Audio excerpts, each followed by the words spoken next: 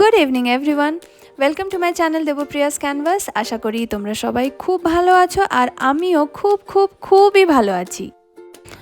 আজকের ভিডিওটা একটু অন্যরকম হতে চলেছে, তার কারণ হচ্ছে আজকে শুধু আমি একা নই, সঙ্গে আমার কুটেটাও কিন্তু যোগ দিয়েছে ভিডিওতে ভয়েস ওভার দেওয়ার জন্য। আজকে আমি শেয়ার করব যে আমি কত পুজোতে এনজয় করেছি।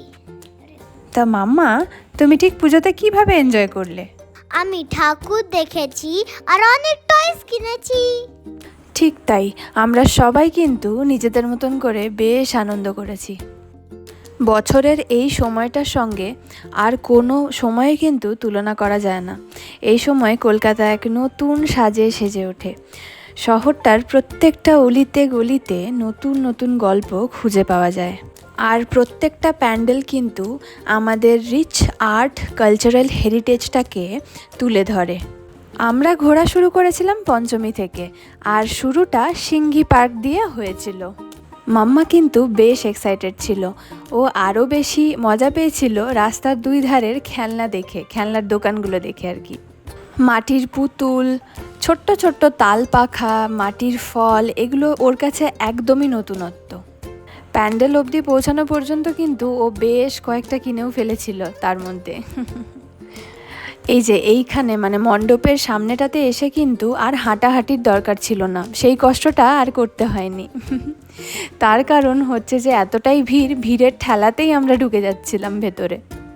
যদিও এই ভিড়টা কিছুই না, সন্ধেবেলায় আরও ভিড় হয়েছিল। আমরা ইচ্ছে করেই কিন্তু দুপুরবেলায় বেরিয়েছিলাম, সঙ্গে মাম্মা আছে, তো একটু অসুবিধা হয়ে যাবে মাম্মার, এতটা ভিড় নিতে পারবে কি পারবে না, কারণ এরকমভাবেও প্রথমবার বেরোলো। এর আগের বছরে এসছিলাম, তবে ওকে নিয়ে বেরোয়নি, আমরা ঘুরতে গেছিলাম, ওকে সামনে পাড়ার পুজোগুলো দেখিয়েছিলাম। সেই ভেবেই আর কি একটু দুপুর বেরিয়েছিলাম যে একটু ভিড়টা কম থাকলে ও ভালো করে দেখতে পারবে, ক্র্যাঙ্কি হবে না আর কি।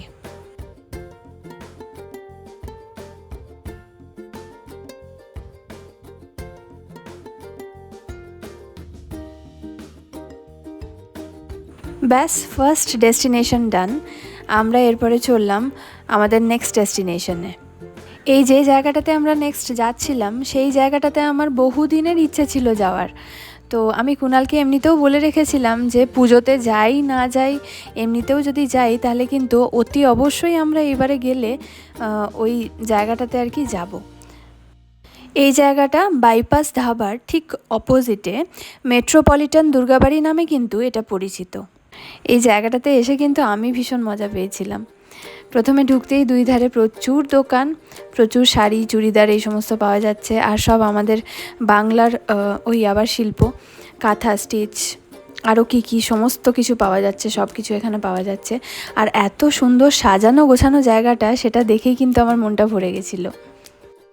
আর সব থেকে বড় কথা হচ্ছে আমি কিন্তু খুব বেশি ভিড়ের মধ্যে যেতে পারি না বা থাকতেও পারি না, তো সেই কারণে আমার এই জায়গাটাতে এসে আরও বেশি ভাল লেগেছিল। চারিপাশটা দেখতে দেখতে আমরা পৌঁছে গেলাম মন্দিরে। মন্দিরের আবার দুপাশে কিন্তু সুন্দর বাঁধানো বেদি করা আছে, সেখানে চটি খুলে পা ধুয়ে সবাই ঢুকছিল, তো আমরাও কিন্তু ঢুকে পড়লাম।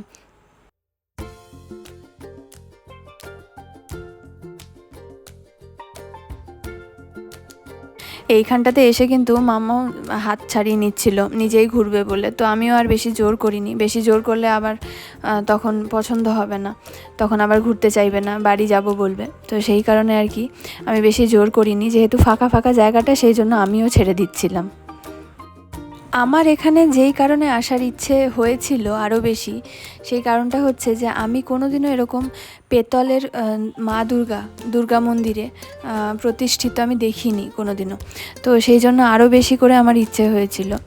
এই মন্দিরটার ভিডিও প্রচুর দেখেছি, ইউটিউবে ভিডিওস অনেক আছে, ইনস্টাগ্রামে ফেসবুকে রিলস আছে, তো সেই থেকে আরও ইচ্ছেটা জেগে উঠেছিল যে পুজোতে যাই না যাই একবার কিন্তু এমনি ঘুরতে গেলেও এখানে যেতেই হবে। তো সেই আশাটা আমার এই দুর্গাপুজোয় পূরণ হয়েছে। এই হচ্ছে সেই মা দুর্গা, তার সন্তানদেরকে নিয়ে সারা বছর কিন্তু এই মন্দিরে বিরাজমান।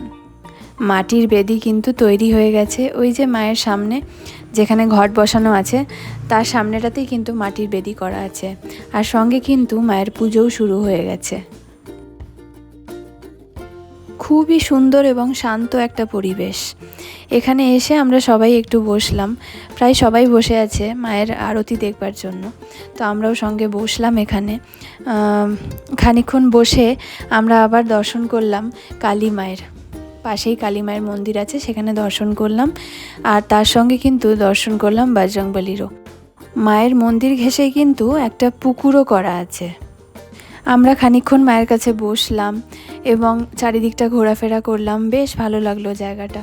তারপরে নিচে নামার সময় ওই যে বলেছিলাম বজরংবলী মন্দির ছিল, তো ওই বজরংবলী মন্দিরে একটু প্রণাম করে তারপরে আমরা তলায় নেমে গেলাম।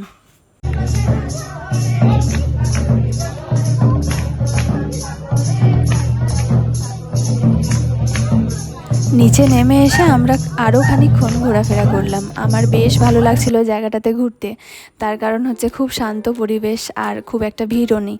আর পাশের দোকান থেকে আমি আর লোভ সামলাতে না পেরে কিনেই ফেললাম। আমি কিনেছি 2টো কুর্তি আর সঙ্গে একটা শার্ট কিনেছি। তো আমি পরের একটা ভিডিওতে তোমাদের সাথে ওটা শেয়ার করব, তোমাদেরকে দেখাবো। এখানে এসে কিন্তু মাম্মার কিছু কিছু জিনিস পছন্দ হয়েছিল, তবে আমরা তাকে আর কিনে দিইনি। তার কারণ হচ্ছে সে কিন্তু অলরেডি অনেক শপিং করে ফেলেছিল। ও যখনই যেটা চায় আমরা সবটা ওকে দিই না, তার কারণ হচ্ছে ওকে আমরা বোঝানোর চেষ্টা করি যে সব কিছু একসাথে না, অল্প অল্প করে যে কোনো 2টো জিনিস বা 3টে জিনিস। ও যদি 4টে জিনিস বলে তার মধ্যে বলি যে কোনো একটা জিনিস তোমাকে কিনে দেওয়া হবে। বা যদি রোজই বেরোই তাহলে পরে ওকে রোজ কিনে দিই না, তার কারণ ওকে বোঝানো হয় যে যে জিনিসগুলো অলরেডি তোমার কাছে আছে সেগুলো নিয়ে আগে খেলো, তারপরে আবার নতুন জিনিস কেনা হবে। আমরা মনে করি যে এইগুলো লাইফের প্রিন্সিপালস, তো এগুলো ভীষণ কাজে দেবে চলার পথে। তো এখন থেকে যদি ওকে শেখাতে থাকি তাহলে ফিউচারে গিয়ে ওর ভীষণভাবে হেল্প হবে। জামা কাপড়ের সঙ্গে সঙ্গে কিন্তু এখানে পাওয়া যাচ্ছিল বিভিন্ন ধরনের ঘর সাজানোর জিনিস। শুধু ঘর নয়, রান্নাঘর সাজানোর জিনিস, কফি মাগ ছিল ট্রে, আর সব কটাতে কিন্তু হ্যান্ড পেন্টিং করা। এত ভাল লাগছিল দেখতে। আর আমার কিন্তু একটু ঘর সাজানোর জিনিসের প্রতি উইকনেস আছে, তো আমার যেন আরও ভাল লাগছিল। এখানে এসে আমি দাঁড়িয়ে পড়েছিলাম খানিকক্ষণের জন্য। তারপরে রানিং ম্যাট, ডাইনিং টেবিলের জন্য অনেক কিছু পাওয়া যাচ্ছিল। এই যে এই হ্যান্ড পেন্টিংগুলোর কথাই বলছিলাম, খুবই সুন্দর দেখতে লাগছিল প্রত্যেকটা জিনিস এখানে। আমরা এখানে একটু কেনাকাটা করে এবারে বাড়ির পথে রওনা দিলাম। চলো তাহলে ভিডিওটা এখানেই এন্ড করছি। আশা করি তোমাদের ভালো লেগে থাকবে। যদি কিছু ভালো লেগে থাকে তাহলে অবশ্যই কিন্তু চ্যানেলটাকে সাবস্ক্রাইব করে দিও, লাইক করো, শেয়ার করো আর কমেন্ট করে জানিও। বাই।